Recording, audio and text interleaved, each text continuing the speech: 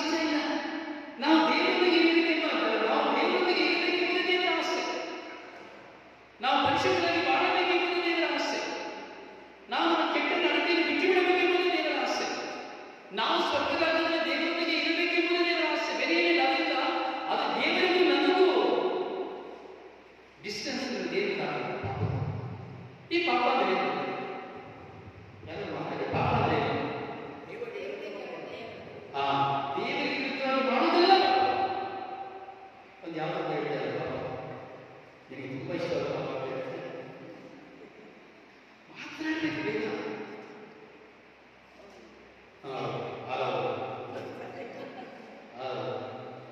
ಅಪ್ಪ ನಿಮಗೆ ತುಂಬಾ ಇಷ್ಟವಾದ ಪಾಪ, ನಿಮಗೆ ತುಂಬಾ ಇಷ್ಟವಾದ ಪಾಪ ಯಾವುದು?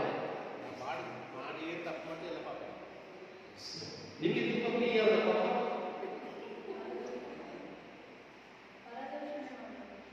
ನಿಮಗೆ ತುಂಬ ಪ್ರಿಯವಾದ ಪಾಪ ನಿಮಗೆ ನಿಮಗೆ ಅವರ ಯಾವ ಏನು ಪಾಪ ಯಾವ ದೇವರಿಗೆ ನೋಡಿ. ಈ ಪಾಪ ಎಂಬುದು ನಮ್ಮನ್ನು ಹೇಗೆ ಬೆನ್ನಟ್ಟುತ್ತದೆ ಎಂಬುದಾದರೆ ಅದು ನಮ್ಮನ್ನು ಎಲ್ಲೇ ಕುತ್ಕೊಳ್ಳಿಕ್ಕೆ ಬಿಡುವುದಿಲ್ಲ, ನಿಧಾನವಾಗಿ ಕುತ್ಕೊಳ್ಳಿಕ್ಕೆ ಬಿಡುವುದಿಲ್ಲ, ಪ್ರಾರ್ಥನೆ ಮಾಡಲು ಸಾಧ್ಯವಿಲ್ಲ. ಅದಕ್ಕೆ ಸಿರಾಕನಗರದ 21ನೇ ಅಧ್ಯಾಯ 2ನೇ ಆಹಾರವನ್ನು ನೋಡಿ ಎದುರಿಗೆ ಓಡಿ ಹೋಗುವಂತೆ ನೀನು ಪಾಪವನ್ನು ನೋಡಿ ಓಡಿ ಆವಾಗ ಹೇಗೆ ತಿಳ್ಕೊಳ್ತೀರ ಅದು ಪಾಪಕ್ಕೆ ತಿಳ್ಕೊಳ್ಳುತ್ತೆ.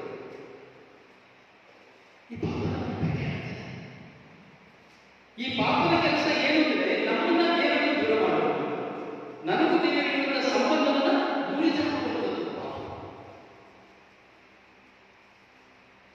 ಅವನ ಕೆಲಸ ಅಷ್ಟೇ. ನಾವು ದೇವರಿಗೆ ದೂರ ಆಗಬೇಕು ಅಷ್ಟೇ ಬೇಕಾದ್ರೆ. ಈಗ ಹಲವು ಕಾಲದಿಂದ ನೀವು ಪ್ರಾರ್ಥನೆ ಮಾಡಿದ್ದಾರೆ, ಜೋಸ್ಫಿನ್ ಪ್ರಾರ್ಥನೆ ಮಾಡ್ತಾರೆ, ತುಂಬಾ ಕಾಲದಿಂದ ಪ್ರಾರ್ಥನೆ ಮಾಡ್ತಾರೆ. ಅವರ ಯಜಮಾನರು ಅನಾರೋಗ್ಯದಲ್ಲಿದ್ದು ತುಂಬಾ ಪ್ರಾರ್ಥನೆ ಮಾಡ್ತಾರೆ. ತುಂಬಾ ಕಡೆ ಪ್ರಾರ್ಥನೆ ಮಾಡೋದು ಪ್ರಾರ್ಥನೆಗೋಸ್ಕರ ಕೇಳ್ತಾ ಇದ್ದಾರೆ. ತನ್ನ ಮಕ್ಕಳ ಯಾವಾಗಲೂ ಪ್ರಾರ್ಥನೆ ಗುಣ ಅಂತ ಎಷ್ಟೋ ಪ್ರಾರ್ಥನೆ ಮಾಡ್ತಾರೆ. ಯಜಮಾನ ದೇವರು ಕರ್ಕೊಂಡು ಜೋಸ್ಫಿನ್ಗೆ ಕೋಪ ಬಂದ ಜಯಿಸ್ತಾರಂತ ಏನು ಇದು ಪುತ್ರ ಏನು ಅಯ್ಯೋ ನಾನು ಇಷ್ಟು ಪ್ರಾರ್ಥನೆ ಮಾಡಿದೆ, ಇಷ್ಟು ಬೆದರಿಕೆ ಪ್ರಾರ್ಥನೆ ಮಾಡಿದೆ, ಇಷ್ಟು ಪಾಲನೆ ಪ್ರಾರ್ಥನೆ ಮಾಡಲು ಅಯ್ಯೋ ಸತ್ತೋದಲ್ಲ ಎಲ್ಲ ಉಳಿಸಿಕೊಳ್ಳೋದಿಲ್ಲ. ಇದು ಮನಸ್ಸು ವಿಷಯ. ನಾವು ಪ್ರಾರ್ಥನೆ ಮಾಡುವಾಗ ನಮಗೆ ಬೇಕು, ಆ ಬೇಕಾದಾಗ ಪ್ರಾರ್ಥನೆ ಮಾಡ್ತೇವೆ, ಅದು ಸಿಕ್ಕುವುದಿಲ್ಲ. ಕಾರಣ ದೈವ ಚಿತ್ತ ಬೇರೆ. ನಾವು ಪ್ರಾರ್ಥಿಸುವಾಗ ದೇವರ ಚಿತ್ತವನ್ನು ಅರ್ಥ ಮಾಡಿಕೊಳ್ಳಬೇಕು. ನಾವು ದೇವರ ಚಿತ್ತವನ್ನು ಅರ್ಥ ಮಾಡಿಕೊಳ್ಳದೆ ನಾವು ನಮ್ಮ ಜೀವನ ಮಾಡಬಹುದು. ದೇವರ ಚಿತ್ತವನ್ನು ಅರಿಯದೆ ಸ್ವಇಚ್ಛೆಯಿಂದ ನಾವು ಏನನ್ನ ಮಾಡ್ತೇವೆ ಸಹ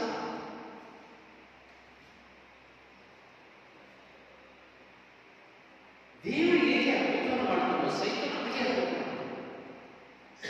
ಆಕಾಶದ ಬೆಂಕಿ ಮುಟ್ಟಕ್ಕೆ ಶಕ್ತಿ ಇದೆ ಅಂತ ನಾವು ದೇವರು ಆಕಾಶದ ಬೆಂಕಿಯೂ ಸಹ ಕೆಳಗೆ ಲೂಸಿಫರ್ ದೇವರ ಸಾನ್ನಿಧ್ಯದಲ್ಲಿದ್ದರು, ದೇವರಿಗೆ ವಿರುದ್ಧವಾಗಿ ಅವರು ಬಹಿಷ್ಕರಿಸಿದರು. ಈಗ ನಾವು ಎಷ್ಟೋ ಜನ ಪಾಪ ಮಾಡ್ತೇವೆ, ಹೌದಲ್ಲ? ಪಾಪ ಮಾಡ್ತೇವೆ, ಪ್ರಾರ್ಥನೆ ಮಾಡ್ತೇವೆ, ಉಪವಾಸ ಮಾಡ್ತೇವೆ, ಪುಣ್ಯಕ್ಷೇತ್ರಗಳಿಗೆ ಹೋಗ್ತೇವೆ, ಆರೈಕೆ ಮಾಡ್ಕೊಳ್ತೇವೆ. ನಾವು ಪ್ರಾರ್ಥನೆ ಮಾಡಿ ಸಿಕ್ಕಿಬಿಡ್ತೇವೆ. ಇದಕ್ಕೆ ಯಾರ ದೇವರು ಯಾರ ದೇವರ ನಂತರ ಸೈತಾನ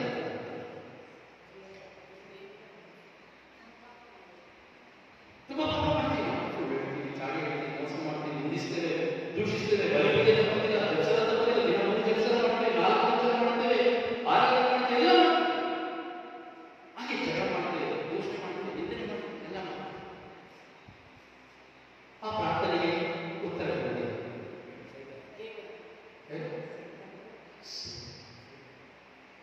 ನಮ್ಮನ್ನು ಮರಳು ಮಾಡ್ತಾನೆ, ನಮ್ಮನ್ನು ಮರಳು ಮಾಡ್ತಾನೆ ಸೈತಾನ. ನಮ್ಮ ಪಾಪವನ್ನು ಅವನು ಕಡಿಮೆ ಮಾಡಲಿಕ್ಕೆ ಇರುವುದಿಲ್ಲ, ನಮ್ಮ ಪಾಪದ ಐವನ್ನು ನಮಗೆ ಕೊಡುವುದಿಲ್ಲ. ಪಾಪ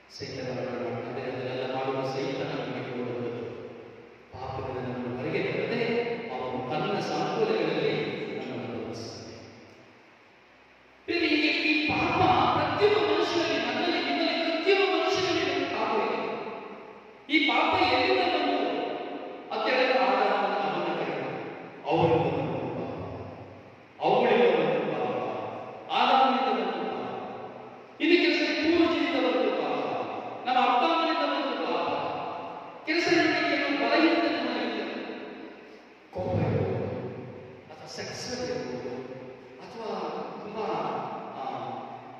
ಕೆಟ್ಟ ಮಾತುಗಳನ್ನು ಮಾತಾಡಿರ್ಬೋದು. ಸೊ ಕೆಲವರು ಇಂತಹ ವಿಷಯದಲ್ಲಿ ತುಂಬಾ ಫೋಕಸ್ ಆಗುತ್ತೆ.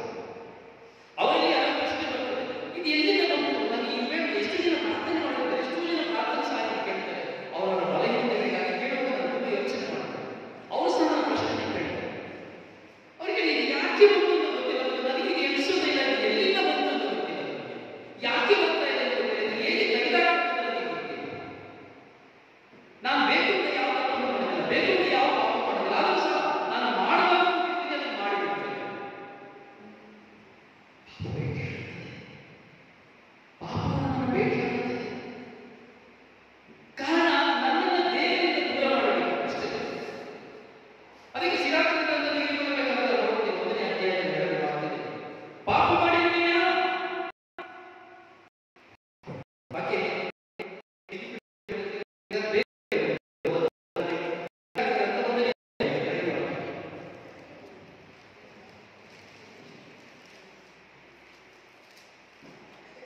ನನ್ನ 21 ಸಿರಾಕದಲ್ಲಿ 21ನೇ ಅಧ್ಯಾಯ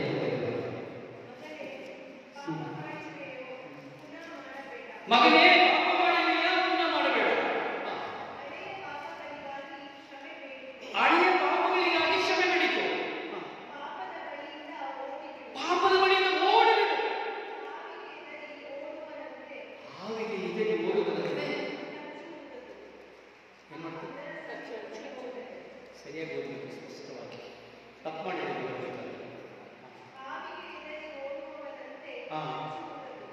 ಹಾವಿಗೆ ಎದುರು ಓಡುವುದಂತೆ ಕಚ್ಚುವುದಲ್ಲ, ತಪ್ಪು.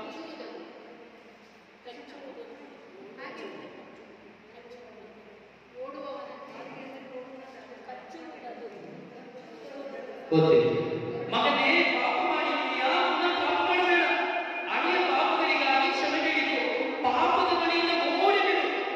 ಹಾವಿಗೆ ಎದುರಿ ಓಡುವವನಂತೆ. ವಾಕ್ಯ ಹೀಗೆ ಓಡುವ ಅರ್ಥ ಆಯ್ತಾ?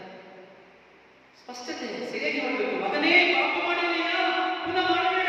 ಹಳೆಯ ಪಾಪಗಳಿಗಾಗಿ ಕ್ಷಮೆ ಬೇಡಿಕೊ. ಪಾಪದ ಬಳಿಯಿಂದ ಓಡಿಬಿಡು. ಹಾವಿಗೆ ಎದುರಿ ಓಡುವವನಂತೆ. ಹಾವಿಗೆ ಹೇಗೆ ಎದುರಿ ಓಡುವುದಿಲ್ಲ, ಅದು ಓಡಿಬಿಡು ಪಾಪದಿಂದ. ನಿನ್ನ ಹಳೆಯ ಪಾಪಗಳಿಗಾಗಿ ನೀನು ಕ್ಷಮೆ ಯಾಚಿಸು. ನಾವು ಹಳೆಯ ಪಾಪ ಮಾಡ್ತೇವೆ,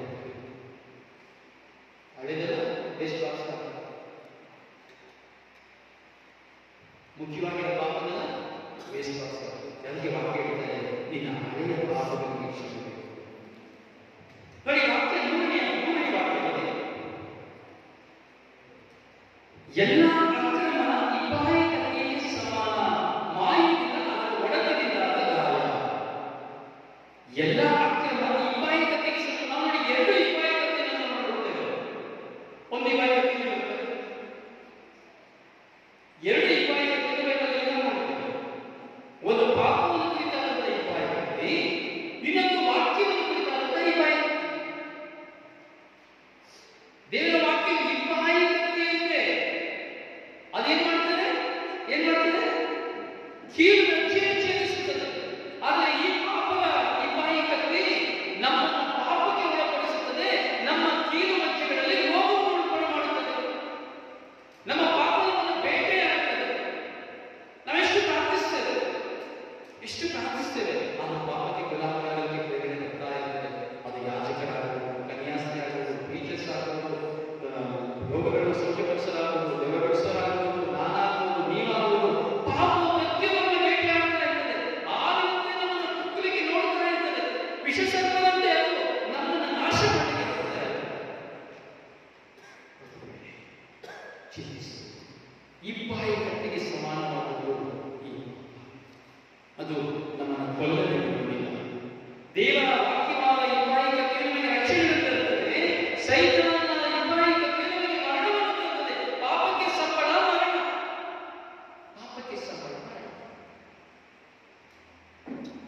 ನಾನು ನನ್ನ ಪಾಪಗಳ ದೆಸೆಯಿಂದ ನಾನು ನನ್ನನ್ನು ಅರಿವಿಗೆ ತಂದುಕೊಳ್ಳಬೇಕು. ಬಳಿ ನಾವು ಅಷ್ಟು ಸ್ತುತಿಸ್ತೇವೆ, ಪ್ರಾರ್ಥನೆ ಮಾಡ್ತೇವೆ. ನಾವು ಸ್ತುತಿಸಿ ಪ್ರಾರ್ಥನೆ ಮಾಡುವಾಗ ನಮ್ಮ ಮನಸ್ಸಲ್ಲಿ ಏನು ಬರ್ತದೆ? ದೇವರ ಪ್ರಾರ್ಥನೆ ಕೇಳ್ತಾರೆ. ಆದರೆ ನಮ್ಮ ಪಾಪಗಳನ್ನು ನಾವು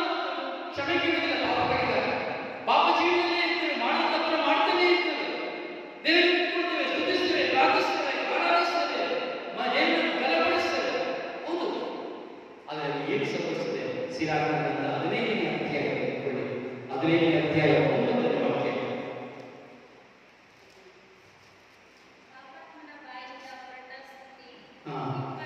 ಪಾಪಾತ್ಮನ ಬಾಯಿಂದ ಹೊರಟ ಸ್ತುತಿ ಇಂಪಾಗಿರುವುದಿಲ್ಲ. ಅಂದರೆ ಪಾಪದಲ್ಲಿದ್ದು ಪಾಪದಲ್ಲಿ ನಾನು ಪಾಪದ ಸಲಿಗೆ ಸಿಲುಕಿಕೊಂಡು ಪಾಪ ಜೀವಿತವನ್ನು ಮಾಡುತ್ತಾ ಪಶ್ಚಾತ್ತಾಪವಿಲ್ಲದೆ ಪರಿವರ್ತನೆಯಲ್ಲಿ ನಾನು ಜೀವಿಸಬೇಕಾದರೆ ನಾನು ಏನು ಸ್ತುತಿಸಿದ್ರು, ಏನು ಆರಾಧಿಸಿದ್ರು, ಏನು ಮಹಿಮೆ ಪಡಿಸಿದ್ರು, ಎಷ್ಟು ಜಪಸ್ಸನ್ನು ಮಾಡಿದ್ರು, ಎಷ್ಟು ಬಲಿಪೂಜೆ ಅರ್ಪಿಸಿದ್ರು, ಏನಾಗ್ತದೆ? ಅದು ವ್ಯರ್ಥವಾಗ್ತದೆ. ಕ್ರೈಸ್ತರು ಇದ್ರ ಬಗ್ಗೆ ಅಲ್ಲ ಅಂತಾರೆ. ಕ್ರೈಸ್ತರು ಕೈಗಳಿಗೆ ಕ್ರೈಸ್ತರು ಹಾಲೆಲೂಯಾ ಕ್ರೈಸ್ತರು ಎಲ್ಲರೂ ಬರ್ತಾರೆ. ಹೀಗೆ ಮುಟ್ಕೊಂಡು ಹಿಂಗೂ ಒಳ್ಳೆಗೆ ಅವರಿಗೆ ಕಣ್ಣು ಮಾತ್ರ ಅಲ್ಲ ಕ್ರೈಸ್ತರು ಕ್ರೈಸ್ತರು ಕ್ರೈಸ್ತರು ಕ್ರೈಸ್ತರು ಕಾಲುಗಟ್ಟಿಯ ವಸ್ತ್ರಗಟ್ಟಿಯ ಕ್ರೈಸ್ತರು ಹಾಲೆಲೂಯಾ ಹಾಲೆಲೂಯಾ. ಪಾಪಾತ್ಮನ ಬಾಯಿಂದ ಹೊರಡುವ ಸ್ತುತಿ ಇಂಪಾಗಿರುವುದಿಲ್ಲ. ಯಾರಿಗೆ ಇಂಪಾಗಿರುವುದಿಲ್ಲ? ದೇವರಿಗೆ ಇಂಪಾಗಿರುವುದಿಲ್ಲ. ಕಾರಣಕ್ಕೆ ವಾಕ್ಯ ಹೇಳಿ.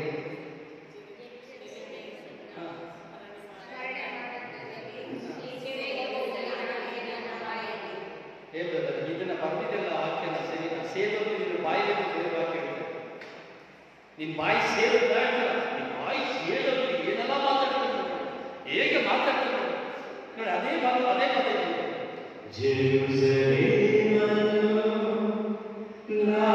ಸ್ಮರಣೆ ಮಾಡಲಿ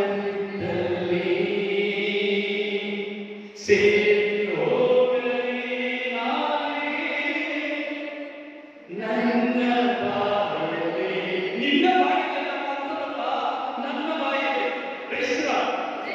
ಯಾರ ವಾಕ್ಯ ಅವರಿಗೆ ಆಮೇಲೆ ಅಂತರ್ಗತ ಮಾಡ್ಕೊಂಡು ಸೇರೋರಿಗೆ ಬಾಯಿ ಸೇರೋರಿಗೆ ನನ್ನ ಬಾಯಿ ಯಾರು?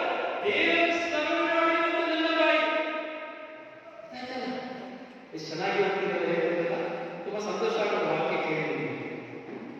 ಅದ್ರ ಬಗ್ಗೆ ಟೆನ್ಷನ್ ಬರೋಲ್ಲ.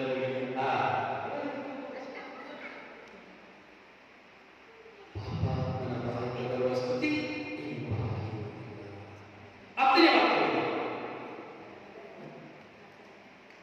ಬೇಗ ಬೇಗ ಹೋಗ್ಬೇಕು. ಇಲ್ಲ ನಾನು ಹೇಳಿ ಹೋಗ್ತಾ ಇರ್ತೇನೆ. ಟೈಮ್ ಇಲ್ಲ.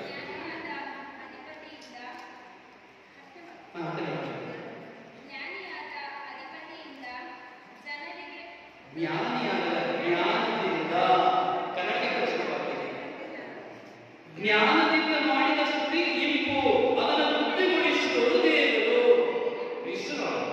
ಜ್ಞಾನದಿಂದ ಮಾಡಿದ ಸ್ತುತಿ ಇಂಪು. ಪಾಪಾತ್ಮನ ಬಾಯಿಗೆ ಬಂದಂತಹ ಸ್ತುತಿ ಏನಾಗಿರ್ತದೆ?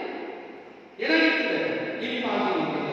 ಅಂದರೆ ನಾನು ದೇವರ ಸನ್ನಿಧಿ ನನ್ನ ಪಾಪವನ್ನು ಇಟ್ಟುಕೊಂಡು ದೇವರಿಗೆ ವಿರುದ್ಧವಾಗಿ ಜೀವಿಸುತ್ತಾ ದೇವರ ಆಜ್ಞೆಗಳನ್ನು ಉಲ್ಲಂಘಿಸಿ ನಡೆಯುವುದಾದರೆ ನನ್ನ ಪ್ರಾರ್ಥನೆ ದೇವರಿಗೆ ಕೇಳಲ್ಪಡುವುದಿಲ್ಲ. ಈಗ ಹೇಳಿ, ನಾವೆಲ್ಲ ಮಾಡ್ತಾ ಇದ್ದೀವಿ, ಪ್ರಾರ್ಥನೆ ಮಾಡ್ತಾ ಇದ್ದೀವಿ, ನಮಗೆ ಉತ್ತರ ಕೊಡ್ತಾರೆ, ಅದ್ಭುತ ಮಾಡ್ತಾ ಇದ್ದಾರೆ. ಸರಿ, ನಾವೇ ದೇವರು ಕೇಳಿ ಸಾಲ ಬೇಕು, ಸಮಸ್ಯೆ ಮನೆ ಕಟ್ಟಬೇಕು, ಸಾಲ ತಗೊಳ್ಳಿಕ್ಕೆ ಹೋಗಿ ಉಂಟಾಗಿ ಮನೆ ಕಟ್ಟಕ್ಕೆ ಉಂಟಾಗಿ ಈಗ ಸಾಲ ತಗೊಂಡು ಸಾಲ ತೀರ್ಸಕ್ಕೆ ಹೋಗ್ಬೇಕಾದ್ರೆ ಬಡ್ಡಿ ಬರ್ಬೇಕಾದ್ರೆ ಸಾಲ ತೀರ್ಸಬೇಕು, ಅದಕ್ಕೂ ಒಂದು ಅರ್ಕೆ. ಮೊದಲು ಕೇಳ್ತೀವಿ ದೇವ್ರ ಹತ್ರ, ಸಮಯ ಸಾಲ ಕೊಡ್ಸೋಣಪ್ಪ, ನಿಮಗೆ ರೊಟ್ಟಿ ರೂಪಾಯಿ ಕೊಡ್ತೀನಿ, ಊಟ ಆಗ್ತೀನಿ, ಏನಾದ್ರು ಒಂದು ಹೇಳಿ ಅಲ್ಲ. ಸಾಲ ಆಗಿ ಕೊನೆಗೆ ಸಾಲ ತೀರ್ಸಕ್ಕೆ ಬಂದಾಗ ಅದಕ್ಕೂ ಒಂದು ಅರ್ಕೆ. ಅಯ್ಯೋ ಸ್ವಾಮಿ ಸಾಲ ಇದೆ, ಈ ಸಾಲ ತೀರ್ಸಕ್ಕೆ ದಾರಿ ತೋರಿಸಿ ಸ್ವಾಮಿ, ಅದಕ್ಕೂ ಒಂದು ಅರ್ಕೆ. ಧರ್ಮೋಪದೇಶ ಕಾಂಡ ನೀನು ನನ್ನ ಆಜ್ಞೆಯನ್ನು ಪಾಲಿಸದೆ ಆದರೆ ನೀನು ಸಾಲ ಕೊಡುವುದಾಗುತ್ತೀಯ ಹೊರತು ಸಾಲ ತೆಗೆದುಕೊಳ್ಳುವುದಾಗುವುದಿಲ್ಲ. ಇನ್ನೊಂದು ವಾಕ್ಯ ಹೇಳ್ತದೆ, ನೀನು ನನ್ನ ಆಜ್ಞೆಯನ್ನ ಪಾಲಿಸದಿದ್ದರೆ ನೀನು ಸಾಲ ತೆಗೆದುಕೊಳ್ಳುವವನಾಗುತ್ತೀಯ ಹೊರತು ಸಾಲ ತೆಗೆದುಕೊಳ್ಳುವುದಾಗುವುದಿಲ್ಲ, ಸಾಲ ಕೊಡುವುದಾಗುವುದಿಲ್ಲ. ಸಾಲಗಾರಕ್ಕೆ ದೇವರಿಗೆ ಸಾಲ ಕೊಡ್ತಾ 2%, 3%, 5%, 10% ನಮ್ಗೆ ಎಲ್ಲದನ್ನ ಸ್ವಲ್ಪ ಬಡ್ಡಿ ಕೊಟ್ಟು ಸಾಲ ಕೊಡ್ತಾ ಇದ್ದಾರೆ. ಹೋಗಿ ಕೆಲಸ ಮಾಡ್ಕೊಂಡು Praise the Lord. Praise the Lord. Hallelujah. Hallelujah. Hallelujah. ಸಾಲ ಕೇಳಿದ್ರೆ ಓಡಿಸ್ಕೊಂಡ್ರೆ ನಾವು ಬಿಡ್ತಾರೆ. 5 ಗಂಟೆಗೆ ಹೋಗಿ 3 ಗಂಟೆಗೆ ಹೋಗಿ. Praise the Lord. ಬೇರೆ ನಾವು ದೇವರ ಆಜ್ಞೆಗಳನ್ನು ಅನುಸರಿಸಬೇಕು. ದೇವರ ವಾಕ್ಯ ಅಂದರೆ ನಗೆಪಾಟಿಕೆ ಅಲ್ಲ, ಅದು ಸತ್ಯ. ಸತ್ಯ. ನಾವೆಲ್ಲ ಹೇಗೆ ಕೂತ್ಕೊಂಡಿದ್ದೀವಿ ಅಂದರೆ ದಾರಿಯಾಗಿ ಕೂತ್ಕೊಂಡಿದ್ದೀವಿ.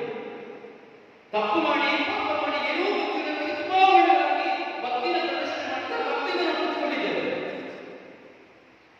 ಈಗಿನ ದಾರಿ ಕೂತ್ಕೊಂಡಿದ್ದ ನನ್ನಾಗಿ ಅಲ್ಲಿ ನಾವು ಕೂತ್ಕೊಂಡಿದ್ರೆ ಅನ್ಕೊಳ್ಳೋಕ್ಕಾಗಿ ಎಲ್ಲ ಮಾರುಕಟ್ಟೆ ಏನೋ ಮಾಡಲಿಕ್ಕೆ ಸಂದರ್ಭ ಕೊಡ್ತಾರೆ.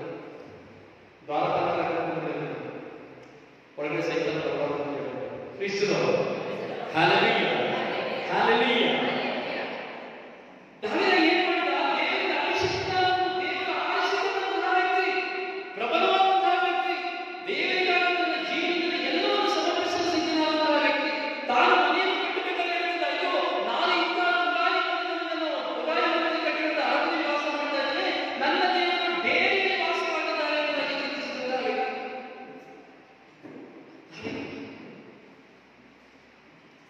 ತಾನು ದೇವರ ಆಲಯವನ್ನು ಕಟ್ಟಬೇಕಾಗಿ ಅತಿ ಬೆಲೆಬಾಳುವ ಸ್ಥಳಕ್ಕೆ ಹುಡುಕಿದಾಗ, ಯೋ ನನ್ನ ದೇವರಿಗೆ ಆಲಯ ಕಟ್ತಾ ಇದ್ದೀನಿ, ಒಳ್ಳೆ ಬೆಳೆ ಬಂತು, ಒಂದು ಸೈಡಿಗೆ 10 ಲಕ್ಷ, ಆಗಲಿಲ್ಲ, ಒಂದು ಸೈಡಿಗೆ 20 ಲಕ್ಷ, ಆಗಲಿಲ್ಲ, ಇನ್ನೂ ಹೆಚ್ಚು, ಯಾರು ಹೆಚ್ಚು ಹೇಳ್ತಾರೋ ಬೆಲೆಬಾಳುವಂತ ಸ್ಥಳ ದೇವಾಲಯ ಕಟ್ಟಲಿಕ್ಕೆ ಬೇಕು ಅಂತ ಹೇಳಿ ಆಲಯ ಅಷ್ಟು ದೇವರನ್ನು ಪ್ರೀತಿಸುತ್ತಾರೆ. ಸದಾಕಾಲ ದೇವರನ್ನು ಆರಾಧಿಸುತ್ತಿದ್ದ ಅಲ್ಲ ಆ ದಾವೀದನ ಮುಂದೆ ಒಬ್ಬ ಆಕೆ ಊರಿನಲ್ಲಿದೆ. ಗೊತ್ತು, ಕಥೆ ನಿಮಗೆ ಚೆನ್ನಾಗಿ ಗೊತ್ತು. ಗೊತ್ತಿದೆ, ಎಷ್ಟು ಜನರಿಗೆ ಗೊತ್ತಿದೆ? ಕೈಯಲ್ಲಿ 3 ಜನರಿಗ ತುಂಬಾ ಶ್ರೇಷ್ಠ, ತುಂಬಾ ಒಳ್ಳೆಯವರು, ಚೆನ್ನಾಗಿ ಬೈಬಲ್ ಊರಿನ ಹೆಂಡತಿ ಇವನು ಮಾಳಿಗೆಯ ಮೇಲೆ ಯುದ್ಧಕ್ಕೆ ಹೋಗುವ ಸಂದರ್ಭದಲ್ಲಿ ಅವನು ಯುದ್ಧಕ್ಕೆ ಅಂತ ಹೋಗದೆ ಮಾಳಿಗೆ ಮೇಲೆ ಹತ್ತಿರ ನಡೆದಾಡುವಾಗ ಊರಿನ ಹೆಂಡತಿ ಅಲ್ಲಿ ಸ್ನಾನ ಮಾಡ್ತಾ ಇದ್ದ. ದಾವಿದನ ಹತ್ತಿರ ನೋಡುವಾಗ ತಕ್ಷಣ ಆ ಊರಿನ ಹೆಂಡತಿಯ ಮೇಲೆ ಕಂಡುಬಿಡ್ತು. ಅರಸ ಅವನು ಏನ್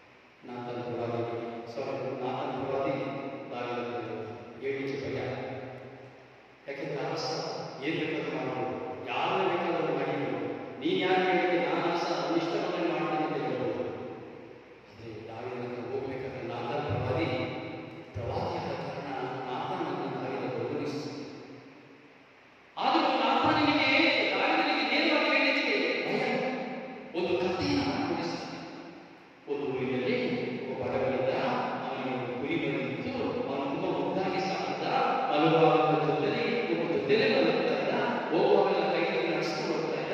ಈಗ ಒಪ್ಪಿದ ಒಳ್ಳೆ ಒಪ್ಪಿದಂತಹ ಕುರಿಯಾಗಲಿ ಇರುವಾಗ ಆ ಊರಿನ ಒಬ್ಬ ಹಸ ಹಬ್ಬ ತನ್ನ ಊರಿನ ಮನೆಯಲ್ಲಿ ಹಬ್ಬ ಮಾಡಬೇಕಾದ್ರೆ ಅವನಲ್ಲಿ ಎಷ್ಟೋ ಕುರಿಗಳಿದ್ರು ಸಹ, ಎಷ್ಟು ಇದ್ರು ಸಹ ಆನಂದ ತೆಗೆದುಕೊಳ್ಳದೆ ಈ ಬಡಪಾಯಿಯ ಮನೆಗೆ ಹೋಗಿ ಕೊಬ್ಬಿದಂತಹ ಬೀದಿನ ಸಾಗಿದಂತ ಕೊಬ್ಬಿದ ಆ ಕುರಿಮರಿಯನ್ನ ತೆಗೆದುಕೊಂಡು ಕತ್ತರಿಸಿ ಅವನು ಆಚರಣೆ ಮಾಡಿದ.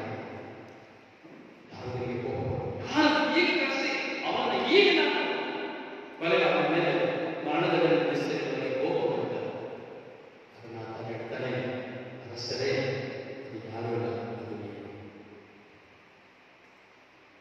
ಅದು ನೀವೇ. ನೀವು ಮಾಡಿದ ಅಪರಾಧವು ದೇವರ ಕಣ್ಣಿನಲ್ಲಿದೆ, ನೀವು ಮಾಡಿದಂತ ಅಕ್ರಮವು ದೇವರ ಮುಂದೆ ಇದೆ. ನೀವು ಪಾಪವನ್ನು ಮಾಡಿ ವ್ಯಭಿಚಾರವನ್ನು ಮಾಡಿದ್ದಲ್ಲದೆ, ಆ ಊರಿನ ಹೆಂಡತಿಯನ್ನು ಗರ್ಭಿಣಿಯಾಗಿ ಮಾಡಿದ್ದಲ್ಲದೆ, ಆ ಊರಿನಲ್ಲಿ ನೀವು ಅನ್ಯಾಯ ಮಾಡಿಕೊಂಡು ನಿಮ್ಮ ಕೈಯಿಂದ ರಕ್ತಸಿಕ್ತವಾಗಿಸಿಕೊಂಡಿದ್ದೀರಿ. ಆದ್ದರಿಂದ ದೇವರು ನಿಮ್ಮನ್ನು ಶಪಿಸಿದ್ದಾರೆ, ದೇವರಿಂದ ದೂರವಾಗಿದ್ದಾರೆ. ಆದ್ದರಿಂದ ನೀವು ಪಾಪ ಮಾಡಿ ದೇವರಿಗೆ ವಿರುದ್ಧವಾಗಿ ಪಾಪ ಮಾಡಿರುವೆ ಎಂದು ಹೇಳುವಾಗ ದಾವೀದನಿಗೆ ತನ್ನ ಪಾಪದಲ್ಲಿ ತನ್ನ ಹೃದಯವನ್ನು ಸೀಳಿಕೊಳ್ಳುತ್ತಾನೆ, ತನ್ನ ವಸ್ತ್ರಗಳನ್ನು ನಾವು ಕುಳಿತುಕೊಂಡಿದ್ದೇವೆ ದೇವರ ಮನೆಯಲ್ಲಿ. ಈ ಧ್ಯಾನದಲ್ಲಿ ಎಲ್ಲರೂ ದಾವೀದನಿಗೆ ಕುಳಿತುಕೊಂಡಿದ್ದೇವೆ. ಎಷ್ಟೋ ಪಾಪಗಳು ನಮ್ಮ ಒಳಗೆ, ಅಕ್ರಮಗಳು ನಮ್ಮ ಒಳಗೆ, ವ್ಯಭಿಚಾರಗಳು ನಮ್ಮ ಒಳಗೆ, ಮತ್ತೊಬ್ಬರಿಗೆ ತೀರ್ಪು ಕೊಟ್ಟು ಅವಮಾನಿಸಿದ ನಮ್ಮ ಒಳಗೆ ಇದೆ, ಮತ್ತೊಬ್ಬರನ್ನು ದೂಷಣೆ ಮಾಡಿ ನಿಲ್ಲಿಸಿದ ನಮ್ಮ ಒಳಗೆ ಇದೆ, ಕಳ್ಳ ಕಕ್ಕಡಿಗಳ ಕೂಟ ನಮ್ಮ ಮುಂದೆ ಇದೆ, ಕಳ್ಳ ಅಳತೆಯ ಕೂಟ ನಮ್ಮ ಮುಂದೆ ಇದೆ, ಕಳ್ಳ ಲೆಕ್ಕಾಚಾರದ ಕೂಟ ನಮ್ಮ ಮುಂದೆ ಇದೆ. ಎಷ್ಟು ಅನ್ಯಾಯ ಅಕ್ರಮಗಳನ್ನು ಮಾಡಿ ನಾವು ಏನೂ ಮಾಡದಂತೆ ದೇವರ ಮುಂದೆ ಮೌನವಾಗಿ ಕುಳಿತುಕೊಂಡಿದ್ದೇವೆ.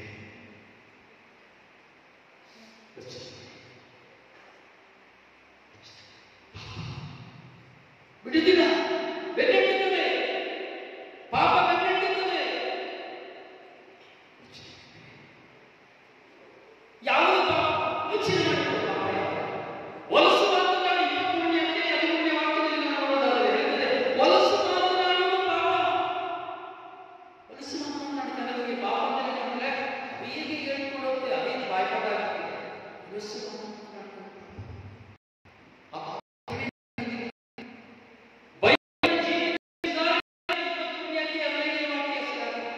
ಯಾರು ಬೈತಾರೆ ಕೆಟ್ಟದಾಗಿ ಬೈತಾರೆ, ಶಪಿಸಿ ಬೈತಾರೆ, ಬೇಡವಾದ ರಾಜ್ಯ ಶಬ್ದಗಳನ್ನು ಉಪಯೋಗಿಸಿ ಬೈತಾರೆ. ದೇವರ ವಾಕ್ಯ ಹೇಳ್ತದೆ ಅವನು ಸುಧಾರಣೆ ಆಗುವುದಿಲ್ಲ.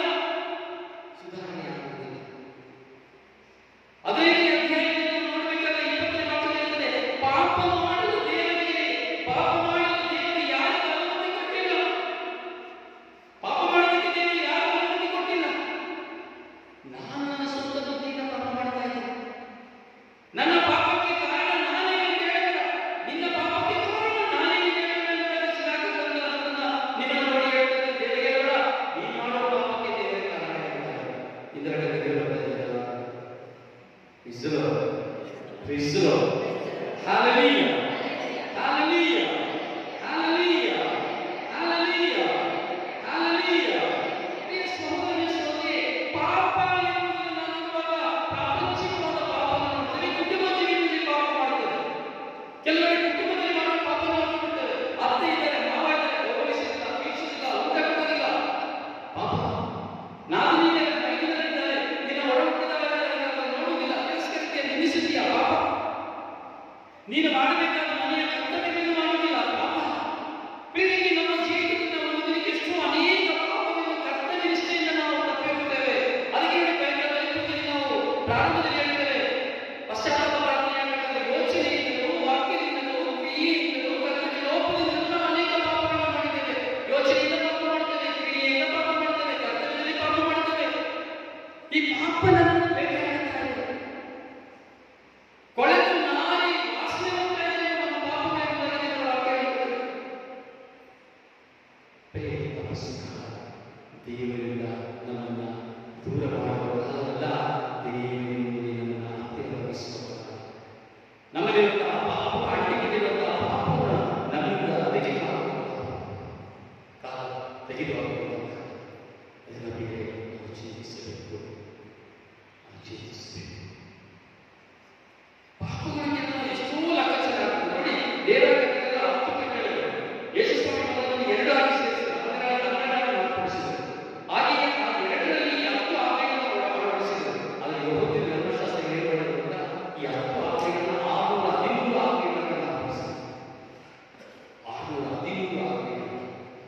ಅದೆಲ್ಲವೂ ಪಾಪಗಳೇ ಎಂಬುದಾಗಿ ಇವರು ತೀರ್ಮಾನಿಸಿದರು.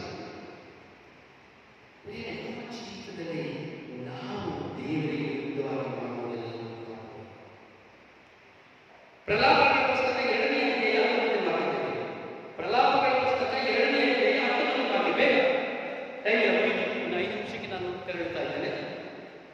ಸೋದರ ಬರ್ತಾ ಇದ್ದಾರೆ, ಯಾಕೆಂದ್ರೆ ಅರ್ಧ ತಾಸು ನಮಗೆ ಸಮಯ ಇಲ್ಲ. ಇನ್ನು ಅರ್ಧ ತಾಸು ಪಶ್ಚಾತ್ತಾಪದ ಬಗ್ಗೆ ನಾವು ಕೇಳಿದ್ದೇವೆ. ಸೊ ತದಬಳಿಕ ನಾವು ಪಾಪ ನಿವೇದನೆ ಹೋಗುತ್ತೇವೆ, ಅಲ್ಲಿ ಸ್ವಲ್ಪ ಧ್ಯಾನಿಸುತ್ತೇವೆ. ಪ್ರಲಾಪಗಳ ಪುಸ್ತಕ 2ನೇ ಅಧ್ಯಾಯ ಬೇಗ ಬೇಗ ತೆಗೆದಲ್ಲ ಇದ್ದಾರೆ. ಅಷ್ಟರ ಬಗ್ಗೆ ಪಂಡಿತರು ಎಲ್ಲ ಜಸ್ಟ್ ಮುಟ್ಟದಿಲ್ಲ. ಬೇಗ ಪ್ರಾರ್ಥನೆ ಮಾಡ್ತಿದ್ದಾರೆ, ಜಪಸ ಮಾಡ್ತಿದ್ದಾರೆ, ಸುತ್ತಿಸ್ತಿದ್ದಾರೆ, ವಾಕ್ಯ ತೆಗೆದು ಇನ್ನೂ 10 ಸಾರಿ ಪ್ರಲಾಪ 2ನೇ ಅಧ್ಯಾಯ 11ನೇ ವಾಕ್ಯ. ಬ್ರದರ್, ಬರೀ ಪ್ರಾರ್ಥನೆ ಮಾಡಲಿಲ್ಲ, ವಾಕ್ಯದೊಳಗೆ ಹೋಗ್ಬೇಕು, ವಾಕ್ಯಕ್ಕೆ ಜೀವ ಕೊಡಬೇಕು.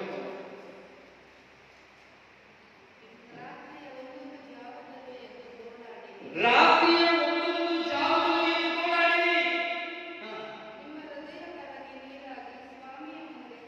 ನಿಮ್ಮ ಹೃದಯ ಕರಗಿ ನೀರಾಗಿ ಸ್ವಾಮಿಯ ಮುಂದೆ ಉರಿಯಲಿ ಸುರಿಯಿರಿ. ನಿಮ್ಮ ಮಕ್ಕಳ ಪ್ರಾಣವನ್ನು ಉಳಿಸಬೇಕೆಂದು ಕೈ ಮುಗಿದು ಪ್ರಾರ್ಥನೆ ಮಾಡಿ.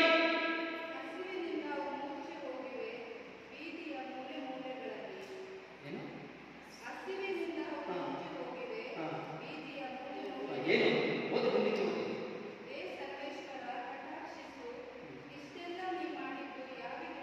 ಯಾರಿಗೆ ದೇವರು ಎಷ್ಟು ಅನುಗ್ರಹಿಸಿದ್ದಾರೆ, ಯಾರಿಗೆ ಅದನ್ನು ಹೇಗೆ ಮಾಡಬೇಕು.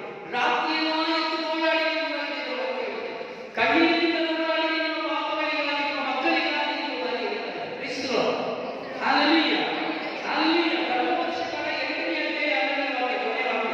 ಧರ್ಮೋಪದೇಶ ಕಾಂಡ 8ನೇ ಅಧ್ಯಾಯ 11ನೇ ವಾಕ್ಯ. ಬೇಗ ಬೇಗ ಬೇಗ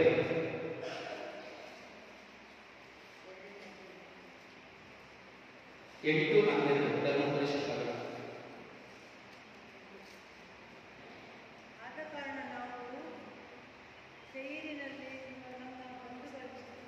ಯಾರು ಬರ್ತಾ ಇದ್ದೀರಿ? 8ನೇ ಅಧ್ಯಾಯ 11ನೇ ವಾಕ್ಯ. ಸಾರಿ, ಜ್ವರ ಹೋಗ್ಬೇಕಲ್ವಾ? ನೀವು ಹೊಟ್ಟೆ ತುಂಬ ಉಂಟು ಸುಖವಾಗಿದ್ದು ಒಳ್ಳೆಯ ಮನೆಗಳನ್ನು ಕಟ್ಟಿಸಿಕೊಂಡು ಅವುಗಳಲ್ಲಿ ವಾಸವಾಗುವ ಕಾಲದಲ್ಲಿ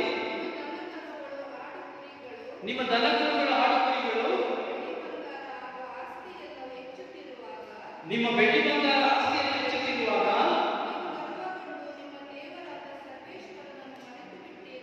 ನೀವು ಗರ್ವಗೊಂಡು ನಿಮ್ಮ ಸರ್ವೇಶ್ವರ ದೇವರನ್ನು ಮರೆತುಬಿಟ್ಟಿರಿ. ಅದಕ್ಕೆ ಹೇಳ್ತಾರೆ, ಎಲ್ಲ ಪಾಪಗಳು, ಹಣವೇ ಎಲ್ಲ ಪಾಪಗಳಿಗೆ ಮೂಲ ಕಾರಣ. ನಮಗೆ ಆಸ್ತಿ ಅಂತಸ್ತು ಬರುವಾಗ ಏನಾಗ್ತದೆ? ಸಾಕಾಣಿಕೆ ಮಾಡ್ತಾ ಇದ್ದೀವಿ, ಬಿಸ್ನೆಸ್ ಮಾಡ್ತಾ ಇದ್ದೀವಿ, ಎಲ್ಲ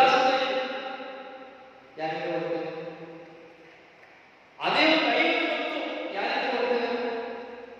ಲೋಕದಿಂದ ಹಿಂಡಿ ತರಬೇಕು, ಹೊಸ ತರಬೇಕು, ಅವನು ತರಬೇಕು, ಇದು ತರಬೇಕು, ಅಲ್ಲ ಊಟ ಮಾಡ್ಕೊಂಡು ಹೇಳಬೇಕಿಲ್ಲ. ಒಂದು 50 ಕುರಿ ಇದೆ ಅಂತ ಹೇಳಿದ್ರೆ 50 ಕುರಿಗೆ ಸೊಪ್ಪು, ಹುಲ್ಲು ಎಲ್ಲ ಅದರಲ್ಲಿ ಹೆಚ್ಚಿದೆ. ಈ 50 ಕುರಿಯಲ್ಲಿ 45 ಕುರಿ ಸತ್ತೋಯ್ತು ಅಂತ ಹೇಳಿದ್ರೆ ದೇವರು ಯಾಕೆ ಹೀಗೆ ಮಾಡಿ, ಎಷ್ಟು ಕಾಲದ ಪ್ರಾರ್ಥನೆ ಮಾಡ್ತಾ ಇದೆ, ನಮಗೆ ಯೋಗಾಗಿದ್ದ ನಮಗೆ ಎಷ್ಟು ಪ್ರೀತಿಸ್ತಾ ಇದೆ, ಈಗ ಯಾಕೆ ಹೋಗ್ತಿಲ್ಲ ಟೆನ್ಷನ್. ಅವಾಗ ದೇವರು ಹೋಗ್ತೀವಿ, ಇಳುವರಿ ಹೆಚ್ಚಾಗಬೇಕಂತ ಮಾಡ್ತೀವಿ, ದೇವರು ಪಾಪ ಐಶ್ವರ್ಯ ಬರುವಾಗ ನಾವೆಲ್ಲರೂ ಪಾಪ ಎಂಬುದು ಪ್ರತಿಯೊಬ್ಬರನ್ನ ಭೇಟಿಯಾಗ್ತದೆ. ಕೊನೆಯ ವಾಕ್ಯ ಸಿರಾಗ ಗ್ರಂಥ 34:21. ಸಿರಾಗ ಗ್ರಂಥ 34ನೇ ಅಧ್ಯಾಯ 29ನೇ ವಾಕ್ಯ.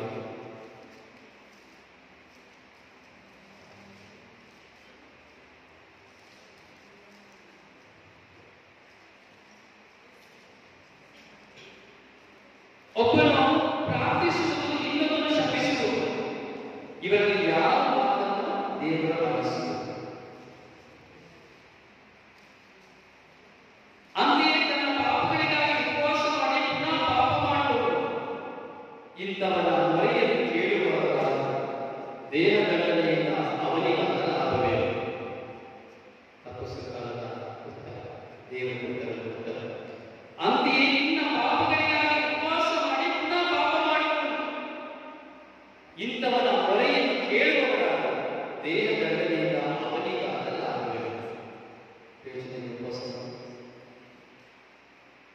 ಮಾಂಸ ಬಿಟ್ಟು ಬಯಲಿಕ್ಕೆ, ದುಃಖ ಬಿಟ್ಟು ಬಯಲಿಕ್ಕೆ, ಕುಡಿತ ಬಿಟ್ಟು ಬಯಲಿಕ್ಕೆ, ಉಪವಾಸ ಮಾಡಿ ಬಯಲಿಕ್ಕೆ ಮಾಡಿದ್ರೆ ಮಾಡಿದ್ರೆ ಮಾಡ್ತಾ ಇದ್ದಾರೆ, ಬದಲಾವಣೆ ಇಲ್ಲ. ಇದನ್ನೇ ನೋಡ್ಬೇಕು ಬೇರೆ ಸ್ವಪಶ್ಚಾತ್ತಾಪದಲ್ಲಿ ನಾವು ಚಿಂತನೆ ಮಾಡಬೇಕು. ಯಾಕೆಂದರೆ ಈ ಸಮಯದಲ್ಲಿ ತುಂಬ ಸಮಯದ ಕೊರತೆ. 3 ದಿನ ಧ್ಯಾನದಲ್ಲಿ ನಾವು ಚೆನ್ನಾಗಿ ಧ್ಯಾನ ಮಾಡಬೇಕು. ಈಗ ನಾವು ಗುಡುಗುಡು ನೋಡಬೇಕು, ನೀವು ಗುಡುಗುಡು ನೋಡಬೇಕು. ದೇವರ ತನ್ನ ವಾಕ್ಯಗಳನ್ನು ಚಿಂತಿಸೋಣ. ಪಾಪ ನಮ್ಮನ್ನು ಭೇಟಿಯಾಗಲಿಕ್ಕೆ ಅವಕಾಶ ಕೊಡಬಾರದು. ಪಾಪದಿಂದ ನಾವು ದೂರಾಗಲಿಕ್ಕೆ ಸಾಕಷ್ಟು ಪ್ರಯತ್ನ ಮಾಡಬೇಕು. ದೇವರ ಸಹಾಯ ಹೆಚ್ಚಿನ ಪ್ರಾರ್ಥನೆಗಳನ್ನು ನಾವು ಮಾಡಬೇಕು. ಸದ್ಯದ ಪ್ರತಿಯೊಂದರಲ್ಲಿ ನಾವು ದೇವರಿಗೆ ಮಾಡುವುದೆಲ್ಲವೂ ಪಾಪವಾಗಿದೆ. ಅದರಿಂದ ನಮ್ಮ ಕುಟುಂಬದ ವಿಷಯದಲ್ಲಿ ಆಗಲಿ, ಯಾವುದೇ ವಿಷಯದಲ್ಲಿ ಆಗಲಿ ನಾವು ದೇವರನ್ನು ಕಂಡುಕೊಳ್ಳಬೇಕು. ಪಾಪವನ್ನು ನಾವು ದೂರಾಗಬೇಕು. ಕ್ರಿಸ್ತನು Hallelujah. Hallelujah. Hallelujah. Hallelujah. Hallelujah. Hallelujah. Hallelujah. ಪಶ್ಚಾತ್ತಾಪವನ್ನು ನಾವು ಚಿಂತಿಸಬೇಕು. ಪಶ್ಚಾತ್ತಾಪ ದೇವರು ನಮ್ಮೊಂದಿಗೆ ವಾಕ್ಯವನ್ನು ಮಾತನಾಡಿಕೊಳ್ಳುತ್ತಾರೆ. ಇದರಿಂದ ದೇವರ ಕೃಪೆಗಾಗಿ ಪ್ರಾರ್ಥಿಸೋಣ. ಎಚ್ಚರವಾಗಿದ್ದು ದೇವರ ವಾಕ್ಯವನ್ನು ನಾವು ಗ್ರಹಿಸೋಣ.